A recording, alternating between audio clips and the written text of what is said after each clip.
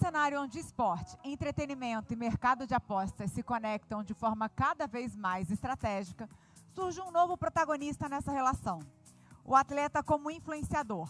O tema desse painel, integridade, limites e oportunidades no universo das apostas, com o atleta como influenciador, propõe uma reflexão essencial sobre esse movimento.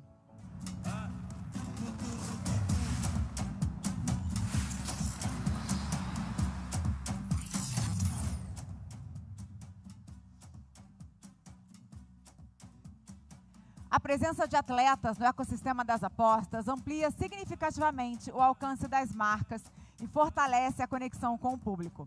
No entanto, esse protagonismo também exige atenção redobrada a aspectos éticos, reputacionais e regulatórios. Esse debate convida a análise de como equilibrar oportunidades de engajamento com crescimento, com responsabilidade, transparência e integridade, pilares fundamentais para a sustentabilidade do setor.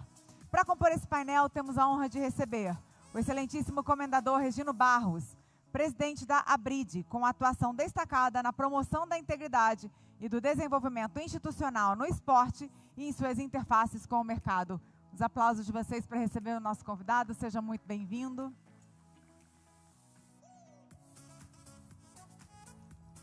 Fique à vontade.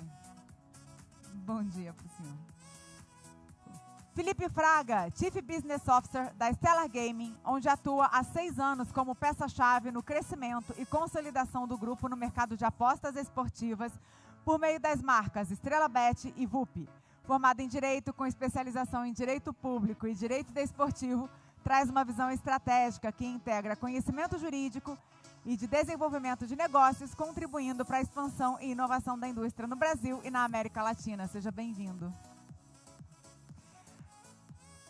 Convido também Paulo Sérgio Feus, pró-reitor de Educação Continuada da Pontifícia Universidade Católica de São Paulo, para os aplausos de vocês.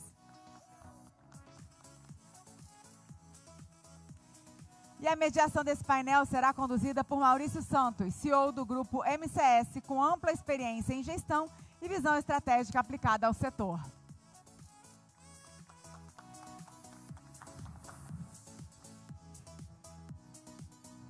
Sejam todos muito bem-vindos. Passo a palavra ao nosso moderador. Desejo a todos um excelente painel.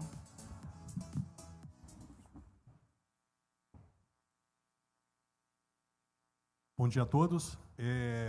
Vamos iniciar a nossa pauta, né? Primeiro, cumprimentando aos meus colegas de trabalho, e tenho certeza e faremos o possível para que a gente possa fazer uma apresentação bastante construtiva e com conteúdo, fazendo uma abrangência num segmento que nós temos um cuidado muito importante, que é o atleta, né, o representante do esporte chegando dentro desse veículo, desse vetor da cadeia produtiva do negócio esportivo.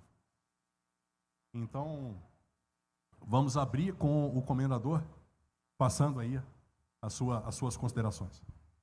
Maurício querido, meus amigos, Felipe, meu professor Paulo, é um privilégio poder estar ao seu lado, um dos homens mais importantes na contribuição para o esporte e para o atleta brasileiro. Muito obrigado. Maurício, vejo que é um tema fundamental para que nós possamos manter essa indústria incrível do entretenimento no ecossistema digital, onde se usa a imagem daqueles que são os nossos ídolos, né? Quando a gente fala de atleta, o atleta ele está muito próximo da criança, ele está muito próximo do adolescente e ele, sem dúvida nenhuma, é a pessoa que a gente busca depositar nos ombros dele o interesse de ver o pavilhão nacional subir no principal pódio em qualquer lugar do mundo. Então, o atleta ele tem uma grande responsabilidade. Ele não só representa o nosso Brasil, mas representa uma base da sociedade brasileira significativa. E ele tem um poder de influenciar seus seguidores. Ou seja, essa base de pessoas que o acompanham, eles literalmente são formadores de opinião. E é fundamental que nós possamos preservar a imagem dos nossos ídolos, dos nossos atletas, dos nossos influenciadores digitais. Obrigado, professor. As considerações do Luiz. Bom, primeiro de tudo, boa tarde. Muito legal esse formato de palco aqui. E é uma honra estar com vocês nesse painel, discutindo um tema muito relevante, que ao longo dos últimos anos, nessa evolução do mercado de entretenimento por apostas no Brasil, muito foi se discutido e muito foi sendo aprendido com o tempo e com os desafios que o uso da imagem do atleta foi apresentando. Então, o tema é relevante porque gera esse questionamento da figura do atleta enquanto influenciador, da figura do atleta enquanto participante do evento esportivo, enquanto sujeito a questionamento sobre manipulação e integridade do esporte e o papel que a operação, uma empresa do setor de apostas tem na sua relação com esse atleta. Inclui, obviamente, também os ex-atletas e todo mundo que faz parte do cenário esportivo como um todo. Então, é uma oportunidade muito legal de a gente discutir esse tema. Espero trazer a todos a visão de um operador de apostas. Seja um grande papo. Obrigado, Felipe. Mestre Paulo. Boa tarde a todos. É um prazer estar com todos vocês. Agradeço a organização do evento, na figura do Dr. Caio, que está aqui, que foi o responsável por eu estar aqui hoje, junto com todos vocês. Agradeço o Maurício, o combinador Regine, o Felipe. Está num painel tão elitizado, tão, como diria assim para vocês, um nível muito bacana. E, de certa forma, falar de um tema que a gente estuda há muitos anos, que é a respeito do atleta. E a evolução dessa concepção daquilo que são direitos e deveres do atleta. Quando a gente fala hoje de atleta influencer, já é uma evolução significativa, porque até há tempos atrás, a gente tentava garantir na legislação direitos do atleta. E hoje nós temos que, talvez, trazer não só o direito para o atleta, mas também a responsabilidade pelos seus atos. Não só como influencer digital, que ele usando as suas próprias redes, mas também como uma influência dentro da concepção da sua atividade, a fim de que não traga malefícios, enfim, à integridade do esporte. Então, são dois fatores totalmente distintos, mas que podem se encontrar. Até mesmo hoje, na concepção contratual, se a gente pegar, se nós somos, talvez, no Brasil, o atleta de futebol, o atleta profissional de futebol, que tem hoje, nas suas relações contratuais, a cessão do direito de imagem para a equipe que representa. Será que essa cessão de direito de imagem já está sendo preparada para as suas redes sociais? Será que isso também está sendo tutelado, protegido hoje nos contratos de imagem? Eu acho que talvez seja esse o grande momento de discussão e a participação deles, efetivamente, nesse mercado de bets, que é um mercado importantíssimo, que é um mercado hoje que regulamenta com números expressivos e que ajuda também a financiar ao esporte nacional, inclusive o futebol. Acho que é isso, inicialmente. Obrigado pela... Perfeito, mestre. Vou pedir gentilmente que a gente coloque a apresentação que vai nortear um pouco da nossa condução do painel.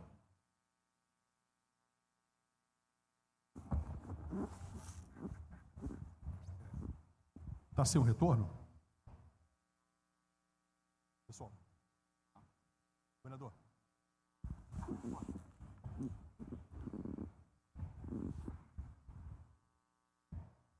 Bom, a decomposição... Para onde é o ponto?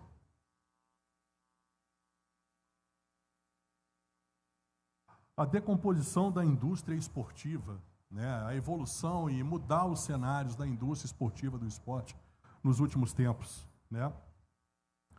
Antes, nós diríamos, né, que o faturamento da indústria global nos últimos 10 anos mudou significativamente. Nós falávamos antes em 300 bilhões de dólares. Em 10 anos, subimos para 417 bilhões. Antes, mais de 2/3 do faturamento estavam em transmissão, streaming e pay-per-view. Hoje, já respondendo por quase 1/3 do faturamento, a linha de apostas esportivas, videogames e fantasy sports. As arrecadações tradicionais já estão no segundo escalão, que são os direitos de mídia, patrocínios e anúncios no estádio, o match day e o merchandising. E quem não acordar para isso, na cadeia produtiva do esporte brasileiro, tende a quebrar, tende a morrer nos próximos anos. O dinheiro mudou de mão. O dinheiro mudou de financiamento. E a indústria de bets e apostas passa a ter um significado expressivo nesse segmento, nesses últimos anos.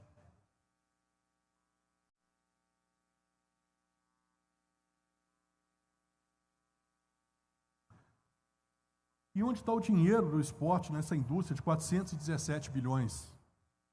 Nós estamos falando de 133 bilhões, superando os segmentos tradicionais, né, oriundo das apostas esportivas. Para cada 3 dólares investidos, $1 vem desse segmento. Isso mostra a monetização do engajamento de fãs mudou radicalmente na última década. O match day, os ingressos, a publicidade de arena, ela passa a ter um outro desenho agora, Felipe. Agora o cenário passa a ser outro. O cenário agora é como é que nós vamos trabalhar o mercado para chegar nas apostas esportivas, para trazer essa arrecadação.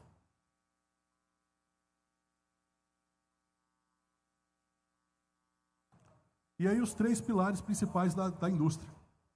O segmento de jogos, que responde hoje por 177 bilhões. A monetização de propriedades intelectuais, direito de mídia, patrocínio, produtos e receitas de dias de jogos. E a radiodifusão e o streaming,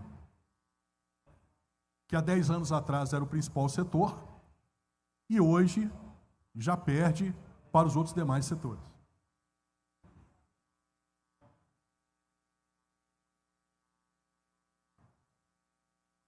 A televisão tradicional, gradualmente, ela vem perdendo espaço para as plataformas digitais, enquanto os fãs querem ver cada vez mais participantes do esporte por meio de apostas e ligas de fantasia, em vez de apenas assistir. Ou seja, as TVs hoje, ela querem os parceiros, não só como parceiro de programação, mas também como parceiro de conteúdo. Trazendo isso para a realidade brasileira, os esportes olímpicos e as confederações esportivas, fica aqui muito clara a importância das bets. Meu amigo Marcos Lapota, presidente do Comitê Olímpico, ele diz o seguinte: o COB pretende trabalhar o orçamento oriundo das bets na estruturação das confederações e no fundo de reserva das entidades visando os Jogos Olímpicos.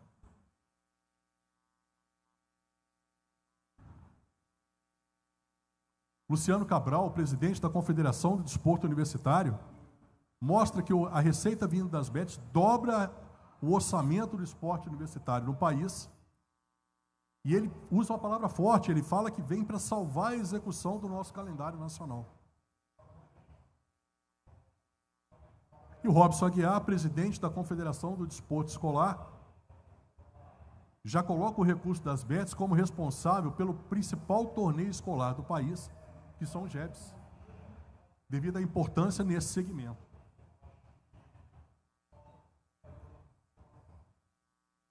Então, até o momento, nós mostramos o seguinte: o dinheiro mudou de mão.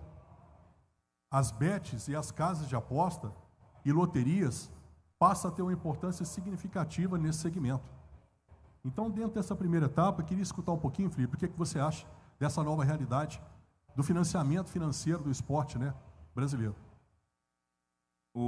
A evolução do nosso segmento foi causada principalmente pela facilidade de acesso a telefone, celular e a melhoria da qualidade da internet. Então, as pessoas tiveram acesso a cada dia mais, acessar sites e jogos e fazer download de aplicativos. O próprio streaming foi um grande salto de evolução. Quando nós passamos a oferecer, depois da Lei 13.756 de 2018, né, que tira da ilegalidade, finalmente, as apostas esportivas online por cota fixa e iniciam um processo de regularização que culminou somente no final de 2023, né, com o marco regulatório, aliás, com a autorização e depois o marco regulatório, as operações de apostas começaram a aproveitar desse espaço, a trabalhar, oferecer o seu serviço e foram crescendo, ganhando o gosto das pessoas e gerando mais receita. E a forma de alcançar as pessoas de um jeito mais fácil, pelo nosso gosto brasileiro apaixonado por esporte, foi de fato investir inicialmente em patrocínios nos clubes de futebol.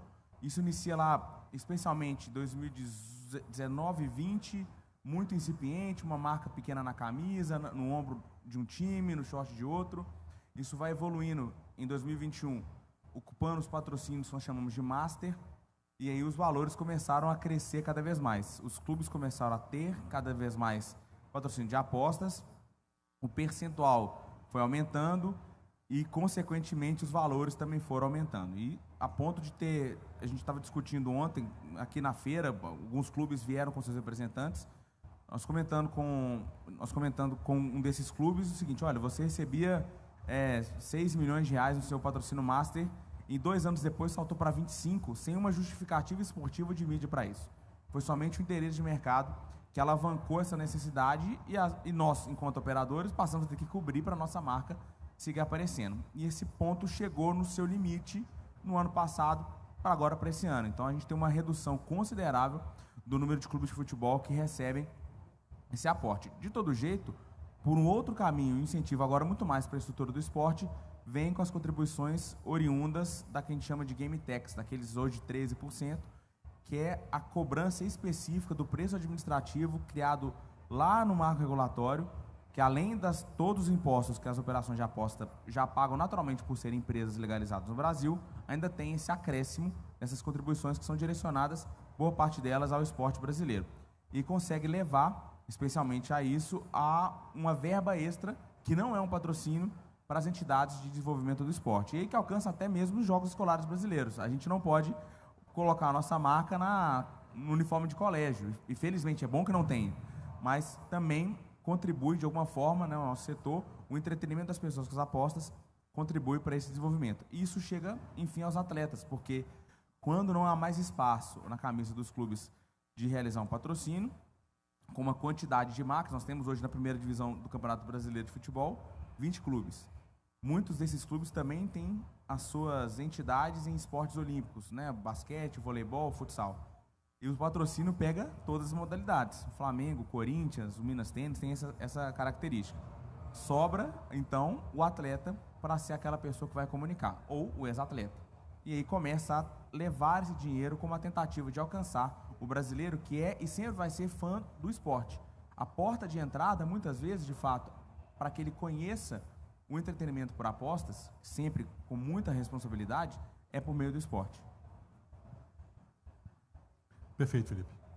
Comendador, a sua visão com esse cenário, né, das novas portas de entrada do financiamento do esporte brasileiro, o dinheiro literalmente dando uma importância muito maior para as bets e para as casas de apostas no financiamento do esporte no Brasil, e até te passo um percentual, comendador.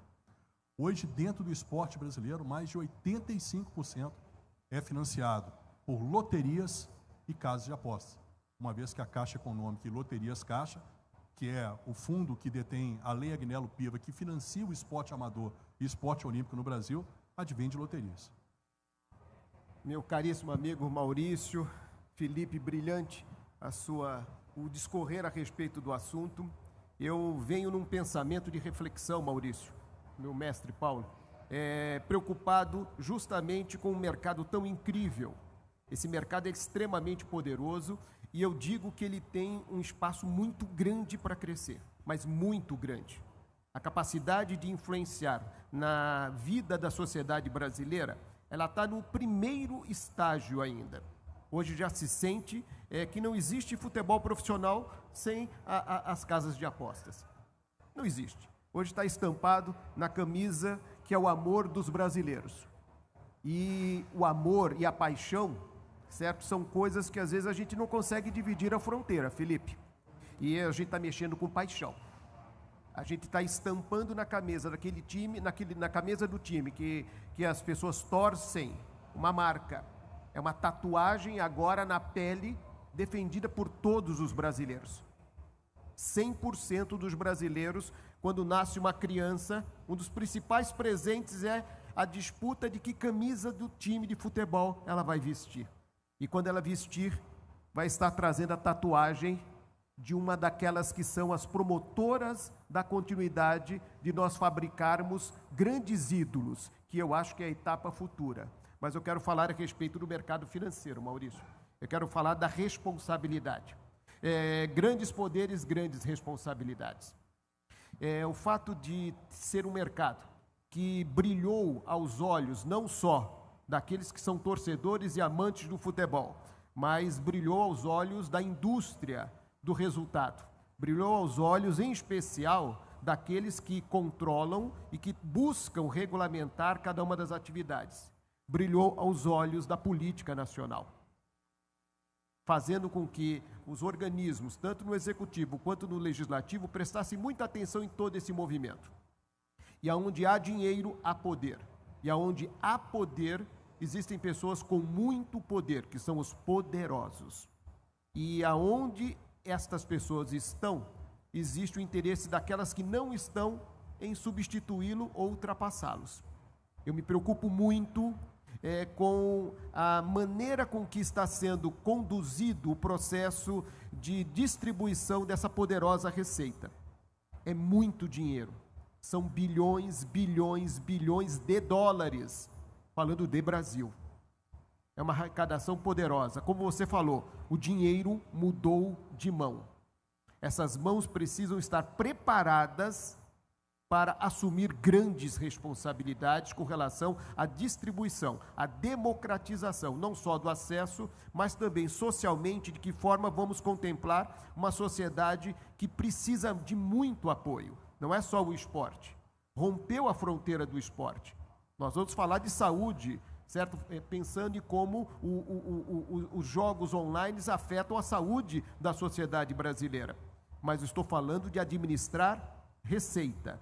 E é importante o exemplo do Conselho Nacional de Autorregulamentação Publicitária, o CONAR, quando o setor publicitário se uniu no entorno do assunto e passou a acompanhar como o legislativo olhava esse cenário e como o executivo aplicava o dinheiro gerado por esta carreira incrível, que é o publicitário, que sobreviveu, e isso há quase há meio século.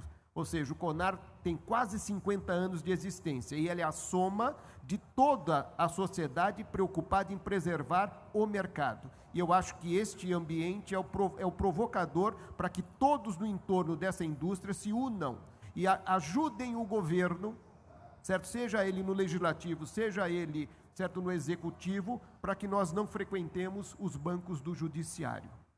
É isso. Sensacional, Guilherme.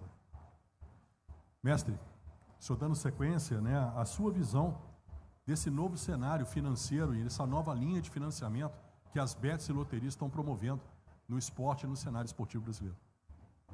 Bom, primeiro, complementando aqui um pouquinho o que foi falado, né, tanto pelo combinador quanto pelo Felipe, e pelos gráficos que você apresentou, Maurício. Primeiro, nós temos que tentar entender o que o nosso Estado programou lá atrás. Quer dizer, a Constituição Federal de 88, ela trouxe o esporte como uma política pública nacional, um dever do Estado de fomentar. Quando o artigo 217 ele fala assim, o Estado tem o dever de fomentar o esporte. O fomento é muito mais do que só dinheiro, Regina. Na verdade, fomentar é propiciar que o esporte aconteça. Mas é claro que o Estado também tem a obrigação de fomentar outras atividades. Então, é muito difícil, o cobertor é curto, né? Se eu pego o dinheiro e injeto no esporte, eu tiro da segurança. Se eu tiro da segurança, então até por isso que as leis orçamentárias, elas tentam ter um equilíbrio, não estou nem colocando se é bom ou ruim, emendas efetivamente disso, mas que eu tenho que, de certa forma, distribuir proporcionalmente isso daí. Quando eu tenho uma lei hoje que regulamentou as apostas esportivas, a chamada lei das bets, e que trouxe o cassino online a reboque, e isso veio trazer uma nova fonte de arrecadação, isso, de certa forma, ela propicia aquilo que a Constituição traz de fomentar, quer dizer, eu tenho a base para que isso possa ocorrer, e um ponto, Maurício, que você trabalha bem, que é a questão da ativação, porque eu estou conseguindo ativar aquilo que o brasileiro tem para com o esporte, que é a sua vontade participativa de ter o esporte como lazer. Então, as bets elas vão disputar efetivamente no campo do lazer, do entretenimento, a concepção para que esse fomento possa acontecer.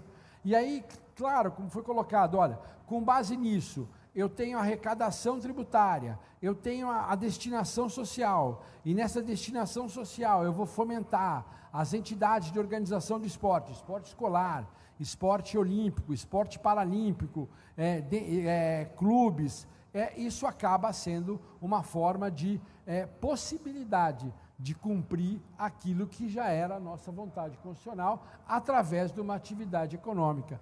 Talvez, até moralmente, para aquela pessoa, que talvez isso não esteja tão claro para a sociedade, talvez esse seja um fato importante, Caio, de chegar para a sociedade, porque aquele apostador, aquele R$1 que ele aposta, um pedacinho dele está indo para fomentar o esporte escolar, o esporte educacional, o esporte paralímpico, o esporte olímpico, e que isso representa também a vontade da nossa nação. Eu acho que isso passa a ser um fato bastante importante, porque esse dinheiro acaba indo para outras atividades esportivas que não iriam, porque, claro, quando a gente fala de futebol profissional, Série A, o dinheiro sempre esteve lá.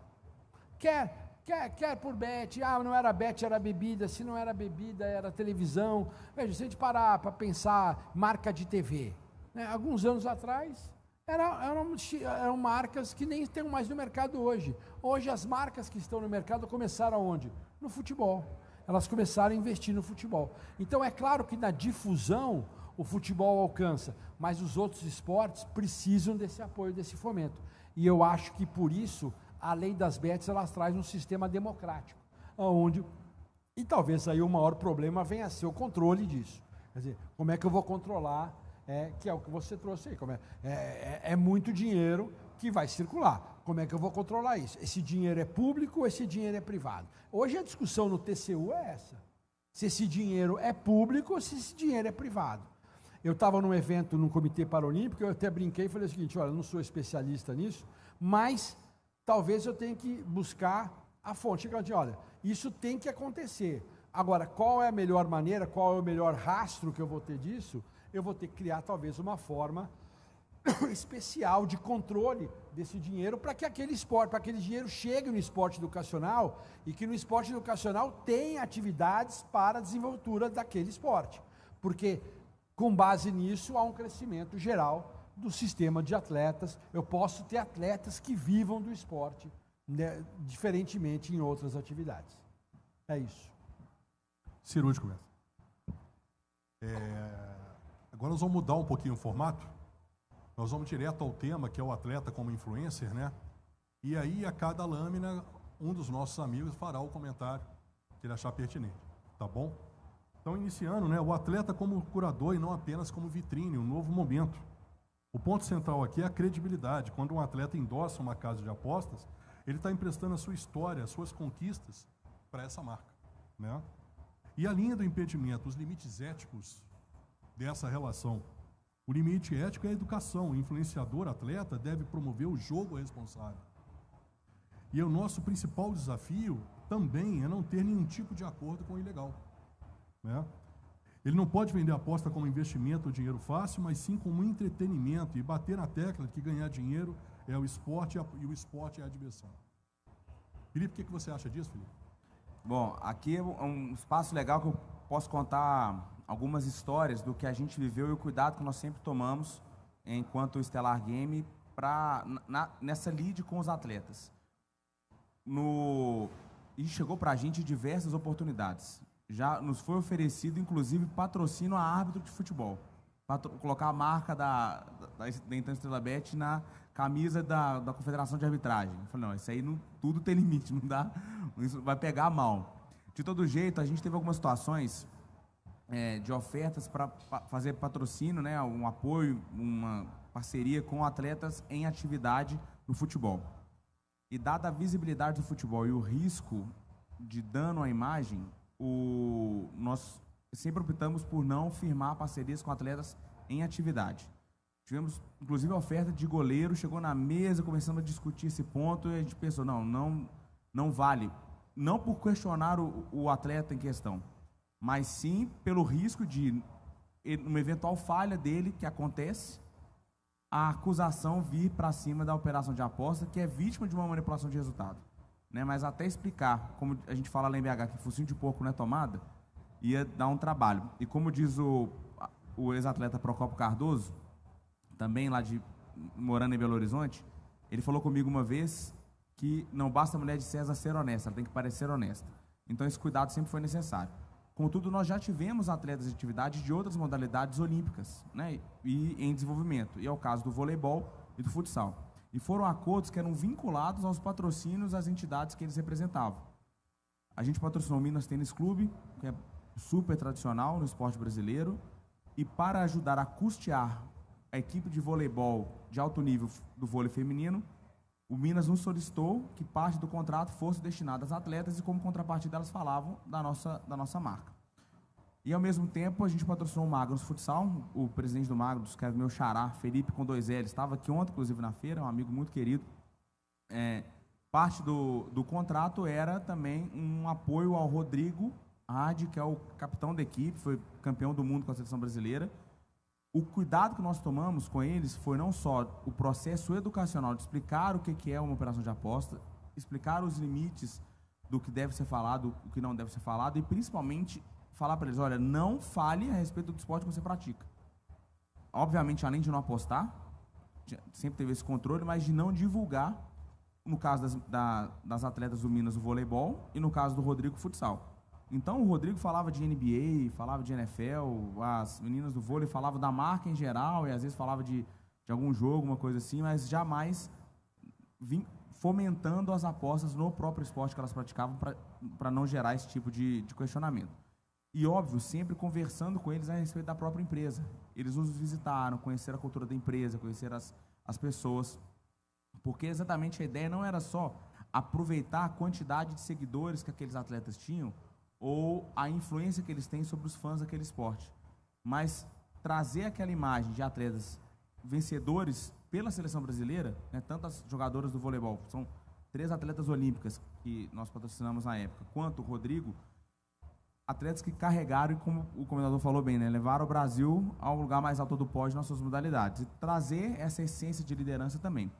Agora, recentemente, desde o ano passado, nós temos uma parceria que nos enche de muito orgulho, que é com o Zé Roberto, que foi jogador da seleção brasileira e na Copa do Mundo de 2006 foi o único atleta brasileiro que integrou a seleção da Copa do Mundo, que traz para nós não só todo esse histórico de troféus e medalhas e conquistas e levar o Brasil por onde ele andou, mas também de uma visão de bom desenvolvimento pessoal. Então ele traz isso para a gente esteve com a nossa equipe, a gente tenta trabalhar esse conjunto sempre respeitando esses limites éticos. Perfeito, Felipe. Comendador, nós vamos agora para uma tabela comparativa que ela mostra exatamente o cenário anterior do esporte e o cenário atual, né? Na visão de 2024, o papel do atleta, ele era o garoto propaganda. Bastava sorrir, né? Hoje, ele é o embaixador de compliance, ele precisa entender a regra. Nosso amigo Felipe defendeu aqui agora, já em atividades anteriores, e nessa construção de cultura, né? Segundo ponto, conteúdo, link na bio e bônus de depósito. Hoje é uma análise preditiva, educação sobre o jogo responsável. Terceiro ponto, a métrica de sucesso. Antes era o volume de depósito, hoje é o LTV e reputação. O tempo de retenção com saúde financeira. E o quarto índice, né? No risco era perda de seguidores. Hoje não, hoje o risco é jurídico, solidário e a suspensão federativa. Comendador, o que o senhor acha disso? É uma realidade onde nós temos que fazer com que não só os atletas, não só os influenciadores digitais, enxerguem que hoje eles estão sobre esses holofotes. É fundamental que se tenha, a seriedade do assunto deve ser levado a esta questão. Hoje, nós não estamos mais falando do influenciador, mas na proteção da sua influência. O atleta, e aí aquilo que o Felipe estava comentando, eu quero abordar um pedacinho dele para que eu entre direto nesse cenário.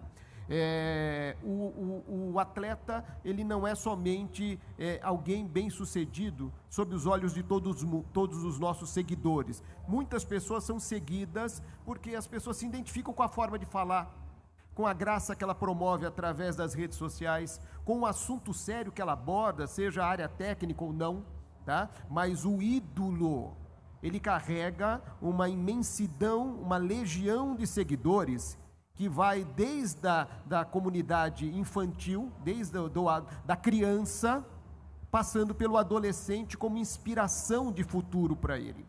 E há uma necessidade de se ter um cuidado todo especial com os nossos ídolos, não só o atleta, o ídolo, não só aquele que venceu no esporte, mas aquele que é formador de opinião, e quem ele influencia, quem é o meu público, a quem eu influencio.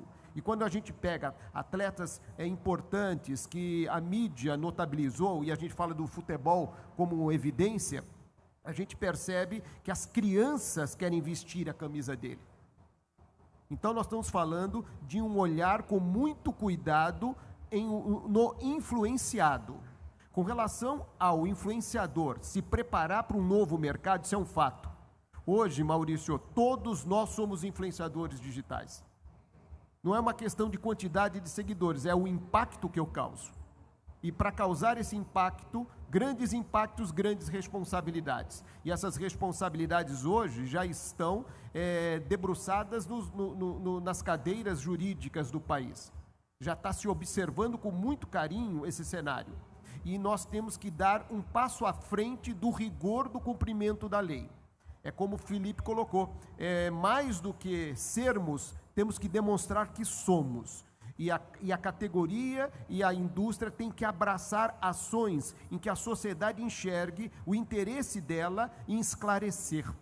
É mais educativo do que qualquer preparação profissional do influenciador. Ele tem que ser educativo. Nós não podemos abrir mão de orientar a sociedade brasileira deste poderoso mercado. O mercado é extremamente poderoso, movimenta muito dinheiro e vai impactar todos os níveis da sociedade, todos os níveis. Não é só o esporte, não é só o entretenimento, não é só a possibilidade de mantermos clubes, seja eles profissionais ou amadores, atletas profissionais ou amadores, não é somente a área de lazer. A gente impacta a área da saúde e a gente pode impactar a área social com muito mais qualidade, se nós trouxermos a sociedade que ainda não abriu os olhos para a importância do nosso impacto junto à sociedade como um todo.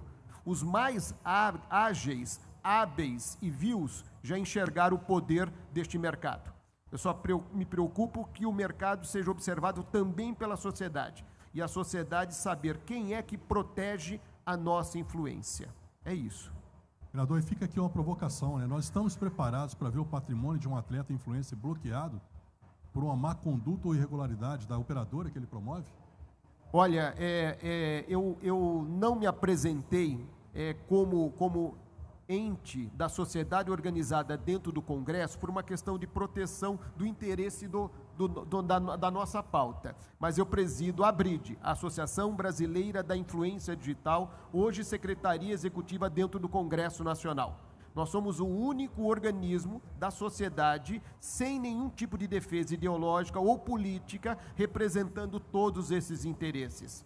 Somos também os responsáveis por uma série de contribuições que protegem o influenciador digital. Entre eles, criamos o primeiro seguro que protege a imagem do influenciador digital, protegendo os seus contratos que são assinados e protegendo a sua influência, que é o seu grande patrimônio. Hoje a imagem dele é o seu principal patrimônio. E como podemos proteger num ambiente que hoje é tão dinâmico, tão volátil, em que nós não sabemos exatamente quais são os nossos limites. Então, hoje, estamos iniciando uma tarefa em que, aí sim, a indústria tem que ser esse grande canal de comunicação, mostrando para a sociedade, doutrinando os profissionais que estão no setor, que há uma necessidade de nos preocuparmos e nos anteciparmos, para que a gente não veja, e eu estava comentando com vocês no nosso café, o retorno da medida provisória 168 de 2004, quando se acabou com a indústria do bingo, que era o maior patrocinador do esporte olímpico nacional.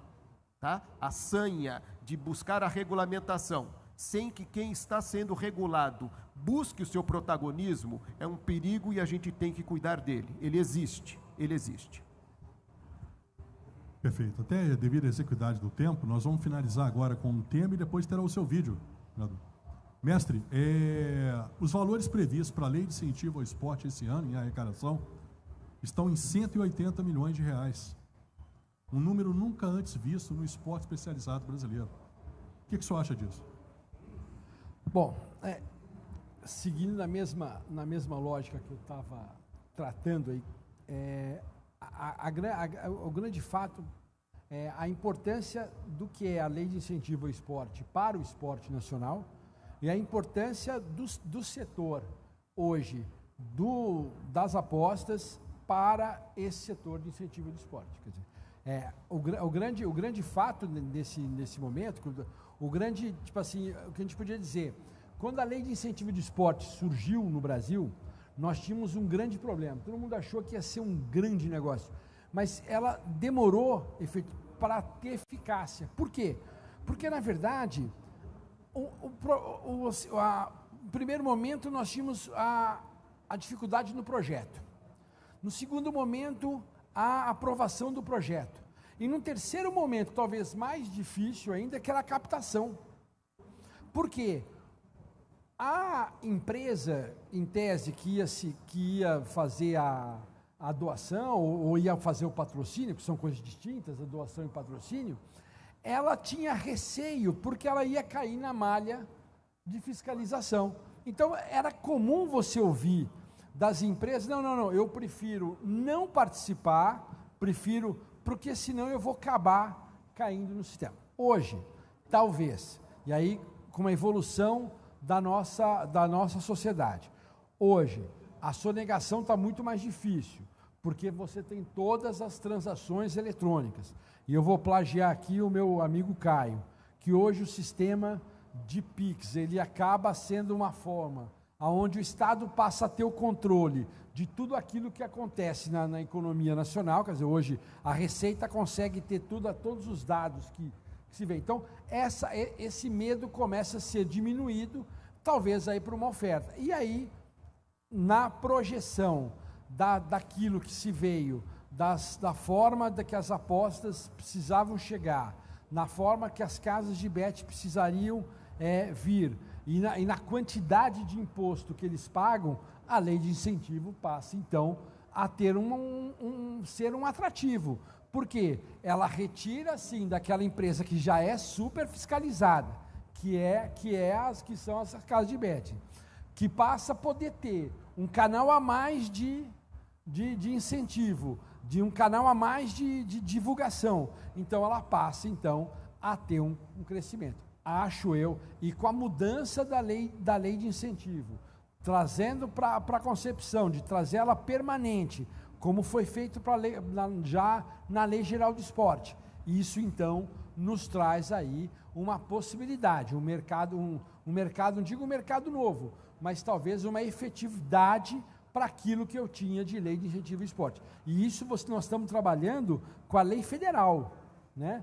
E nós, sem levar em consideração que nós temos leis estaduais também e leis municipais. Claro, estamos diante de uma mudança de uma reforma tributária, de uma mudança de paradigma, nós vamos ter que ter uma acomodação, o nosso Estado vai ter que, os nossos empresários, vão ter que se acomodar com essa nova forma de arrecadação, mas eu acho que a lei de incentivo agora, ela vai buscar aí um caminho mais salutar.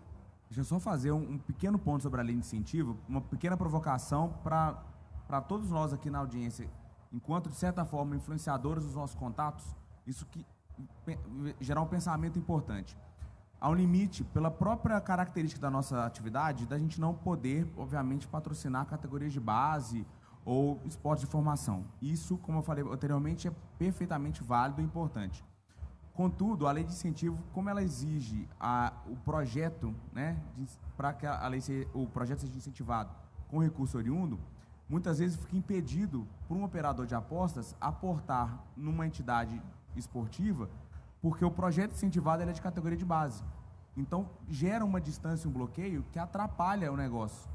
Para que tenha alguma alteração, um pensamento filosófico agora, uma alteração que permita que haja um incentivo ao projeto, sem que a marca apareça naquele projeto incentivado de categoria de base, e sim ter uma contrapartida para a operação dentro do esporte profissional. Sensacional. Sensacional. Acho que as duas considerações se complementam. E nós falamos até que a lei de incentivo, desde que ela foi criada em 2007, e aí agora falando enquanto empresário, né, a nossa empresa foi responsável por aprovar, executar e prestar conta de 140 milhões de reais em projetos esportivos. E com muito orgulho dizer que não tivemos nenhuma glosa até hoje, nem um centavo devolvido. Uma máxima que nós temos dentro dos escritórios é: dinheiro público não é seu quando está na conta. Ele é seu quando presta conta e ele é aprovado.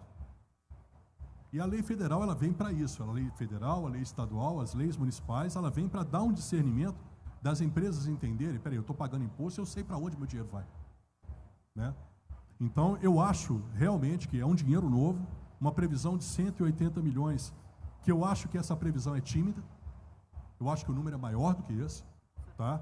E que vem para mudar o cenário do esporte especializado brasileiro. Tá? Como nós estamos agora com a exiguidade do tempo, vou convidar para ter o vídeo do comendador agora finalizando, né, para as considerações finais.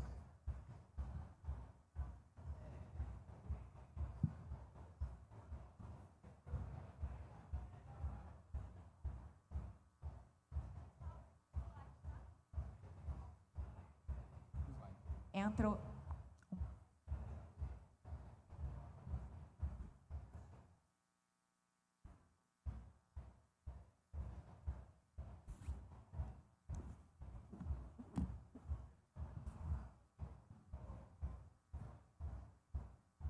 Quando estão resolvendo a posição do vídeo, eu queria fazer uma consideração que um tema como esse, a gente precisava de mais umas 2 horas aqui. Né?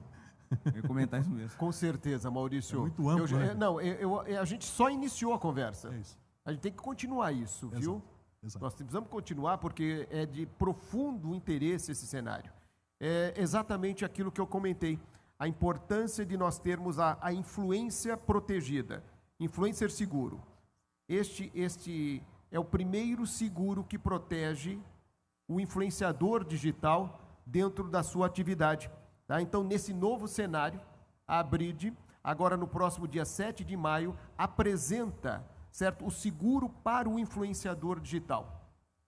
Nós vamos conseguir, além de preservar a imagem dele, nós temos uma apólice extremamente democrática, não é para o grande influenciador, é para todos os influenciadores. Nós estamos falando que existem 13 milhões de influenciadores que se auto-intitulam influenciadores digitais.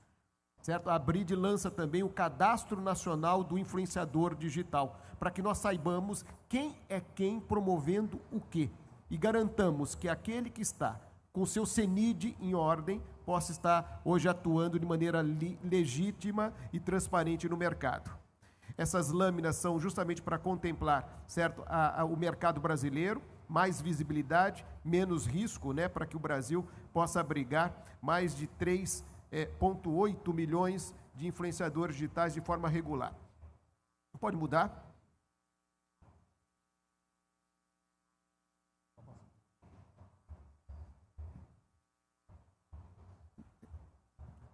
O pessoal aqui travou. Ah, sim, você... Mas, em resumo, é isto. Hoje nós temos uma alternativa para proteger a imagem do influenciador digital. E isto está acontecendo dentro do Congresso Nacional no próximo dia 7, onde nós devemos estar unindo esforços de todo o mercado do ecossistema digital para que nós possamos ter caminhos apresentados pela sociedade organizada para que nós possamos nos proteger e zelar pelo patrimônio que é este mercado incrível, que movimenta bilhões, mas o protagonista é o influenciador digital hoje no nosso painel. E a gente quer apresentar que a sociedade está se preparando para este momento. estamos prontos para a gente seguir uma nova etapa e fazer com que o mercado das apostas, através do uso da imagem de influenciadores digitais, estejam protegidas. É isso, Maurício. Perfeito. Combinador, fechamos aqui o painel. Deixo aberto para as considerações finais aqui, de 1 minuto de cada um, em cima do tema que foi abordado, e fica já a nossa informação de uma sequência para uma etapa futura, né? Bom, vou tomar o início aqui das considerações finais, agradecer a oportunidade mais uma vez a Sigma, a BIS, mais uma edição, é a 6ª edição que nós participamos enquanto Stellar Game, então todos os anos que teve nós estivemos juntos, é sempre um prazer estar falando, especialmente de um tema tão relevante, que é não só o esporte, esse mundo das bets, das apostas, que eu apaixonei desde que eu entrei, eu venho do direito esportivo, entro nesse mundo, especialmente pensando sobre a integridade e a importância, né, dos atletas como influenciadores e como a gente pode contribuir e continuar evoluindo como participantes da sociedade e do entretenimento para cada vez mais funcionar esse mercado da melhor forma, saudável e com responsabilidade. Muito obrigado. Eu quero também agradecer a oportunidade de poder ter me manifestado num painel tão seleto, né, de personalidades que são já contundentes nas suas atividades dentro desse ecossistema.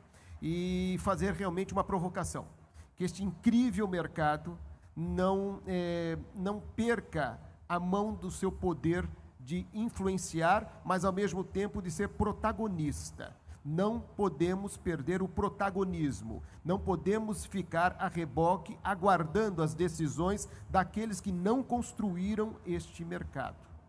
E, em especial, zelemos pela imagem não só do mercado, mas principalmente dos nossos ídolos, o influenciador digital.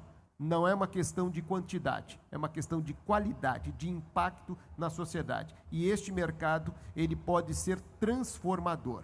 Ele pode impactar a sociedade brasileira, contribuindo de maneira em que tenhamos toda a sociedade a favor e aplaudindo esse mercado que vai ser democratizador em termos de acesso e de riqueza e desenvolvimento. Creiam nisso. Não permitamos que este mercado deixe de crescer aquilo que ele tem como potencial. Não chegou em nem 10%. Tem muito mais para crescer. Bom, só quero agradecer mais uma vez o evento, agradecer essa mesa maravilhosa, né, uma mesa de sofás, né, aqui, maravilhosa aqui, a mediação do Maurício, né, a forma, e agradecer a todos que estão aqui nos ouvindo nesse horário de almoço, né, e mais uma vez me colocar à disposição de vocês. A nossa universidade, a PUC, estuda muito direito esportivo, está à disposição de todos vocês aí, para quem quiser a gente falar um pouco mais sobre esses assuntos. Muito obrigado. Mestre, finalizar agradecendo a presença de vocês, foi muito rico o painel. É um orgulho poder dividir o palco com referências, né, dos seus setores e dizer que não existe nada mais significativo em termos de resultado que o esporte. O esporte sempre mostra dentro da quadra o que você fez no treino e não tem medalha sem treinamento. E agora, trazendo para fora das 4 linhas, ou das águas, ou dos campos de futebol, ou das piscinas, o esporte também vai precisar mostrar resultado. E eu faço aqui também uma provocação. Eu tenho certeza que nesse painel do ano que vem, nós vamos mostrar números superiores aos que foram apresentados aqui. E agradecer a presença de todos no horário de almoço e estar aqui com a gente. Obrigado, pessoal. Muito obrigada. Eu peço, por gentileza, para vocês se posicionarem para a foto. Peço para virem os troféus desses participantes. Convido o Max, nosso fotógrafo oficial, para fazer a foto.